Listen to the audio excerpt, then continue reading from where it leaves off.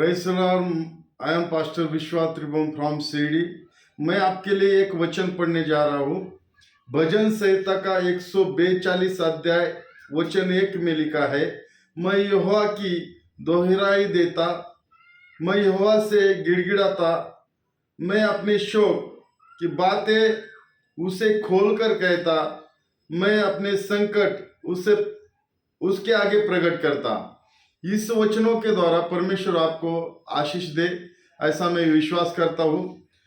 अगर हम दाऊद के बारे में देखेंगे तो यहाँ पे दाऊद कहता है कि मैं यहोवा की दोहराई देता, मतलब मैं उसको आवाज लगाता। ऐसी कौन सी बात थी कि वो उसको आवाज लगा रहा है? दूसरी बात यहाँ पे ऐसा लिखा है कि मैं यहोवा से गिड़गिड़ाता हुआ। ऐसे कौन सी चीज थी कि उसको यहोवा के आगे गिड़गिड़ाना पड़ा? और तीसरी बात यहाँ पे लिखा है कि मैं अपने संकट उसके आगे प्रकट करता हुआ। ऐसा कौन से प्रॉब्लम था, ऐसी कौन सा संकट था कि यहोवा के आगे वो उसका संकट प्रकट करता है? अगर हम दाऊद के बारे में देखेंगे प्रियजनों, यहाँ पे हम देखने को मिलता है कि जो पहला शमूएल उसका 24 आयत में जो एक कहानी लिखी है दाऊद के बारे में और शाऊल के बारे में। अगर हम देखते हैं तो शाऊल को जब पता चला कि यहोवा दाऊद को राजा ठहरा रहा है, राजा घोषित कर रहा है और दाऊद मेरे जगह पे आ रहा है, तो जो शाऊल है उसके पीछे लगा। और क्योंकि वो नहीं चाहता था कि मेरी जगह, मेरा सिंहासन, मेरा राज्य दाऊद ले ले, तो परमेश्वर की इच्छा थी कि दाऊद ही इज़राइल का राजा घोषित किया जाएगा। और हम यहाँ पे देखते हैं परमेश्वर के प्रियजनों कि जब वो कहानी में हम पढ़ते हैं तो शाऊल जो है दाऊद के पीछे लगा, दाऊद को मारने के लिए उसका पीछा करने लगा। तो एक जगह पे पहाड़ियों में, जंगल में दाऊद एक गुफा में गया और वो वहां पे मरने ही वाला था, उसको मृत्यु निश्चित थी। लेकिन उस समय दाऊद ने क्या किया कि यहोवा के आगे अपना घुटना टेक दिया और वो प्रार्थना करने लगा, दोहराई लगाने लगा, उसके सामने अपना आवाज लगाने लगा और जो भी बातें हैं यहोवा के आगे गिड़गिड़ाने लगा और जो भी शोक है उसके सामने खोलकर कहने लगा और जो भी संकट है उसके सामने प्रकट करने लगा। और हम देखते हैं कि शाऊल के द्वारा उसके जीवन में एक संकट था, वो मरने वाला था, उसके सामने मृत्यु देखने लगी थी।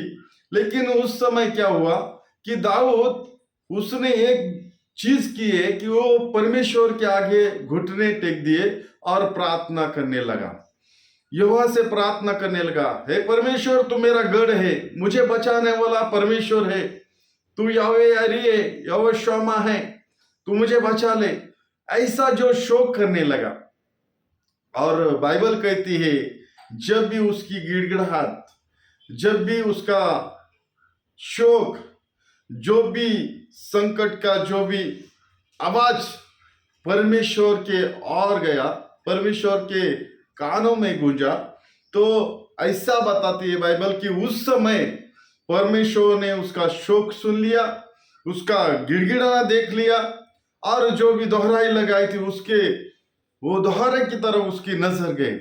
और बाइबल कहती है कि उस समय जो भी संकट था, जो भी उसकी मृत्यु थी, वो परमेश्वर ने दूर किया और जो शोर राजा उसको मारने के लिए आया था उसी को ही दाऊद के हाथ में परमेश्वर ने सौंप दिया। इस कहानी से हमें एक चीज बताने को जा रहा हूं मैं। इस कहानी में ऐसी 4 चीजों के द्वारा परमेश्वर ने उसके जीवन में ब्लेसिंग, उसकी महिमा और उसका जो भी प्रार्थना है वो कबूल की है। यहाँ पे लिखा है कि यहोवा के आगे उसने दोहराई लगाई, यहोवा के आगे गिड़गिड़ा, उसका शोक उसके सामने खोलकर कहा और जो भी संकट था उसको प्रकट किया। प्रियजनों, जो भी अपना संकट परमेश्वर के और प्रकट करो। हमें अपना संकट परमेश्वर को प्रकट करना चाहिए। हमें अपनी आवाज से परमेश्वर को आवाज देने चाहिए। हमने हमने अपना जो भी शोक है परमेश्वर को बताना चाहिए। इसलिए भाई और बहनों, यहाँ पे हम देखते हैं कि जब भी दाऊद ने परमेश्वर के सामने अपना गिड़गिड़ाना चालू किया, परमेश्वर के सामने अपना घुटना टेक दिया, परमेश्वर को जो भी संकट है उसको प्रकट किया और जो भी दोहराई लगाई, तो उस समय परमेश्वर ने सुन ली और सब संकटों से, सब शोकों से और सब समस्या से उसको बचा लिया। भाई और बहनों, इस वचन के द्वारा परमेश्वर हमें यह सिखाता है कि जो भी संकट है, जो भी शोक है, जो भी गिड़गिड़ाना है, उसके सामने ही गिड़गिड़ाना है। मनुष्य के सामने मत गिड़गिड़ाओ। मनुष्य को अपना जो भी संकट मत बताओ। जिस दिन आप परमेश्वर के सामने गिड़गिड़ाओगे, जिस दिन आप परमेश्वर के सामने, जिस दिन आप परमेश्वर को आवाज लगाओगे, आपके जो दिन है अच्छे चालू, दिन अच्छे देखने को मिलेंगे। उस दिन आप जो भी संकट में है, वो संकट आप, वो तकलीफ आपसे दूर हो जाएगी। जो भी शोक आपके है, जो शोक से आप दूर हो जाएंगे, मुक्त हो जाएंगे। जो भी, यदि आप मृत्यु की छाया में है, तो आपकी मृत्यु छाया आपसे परमेश्वर दूर करेगा। तो इस वचनों के द्वारा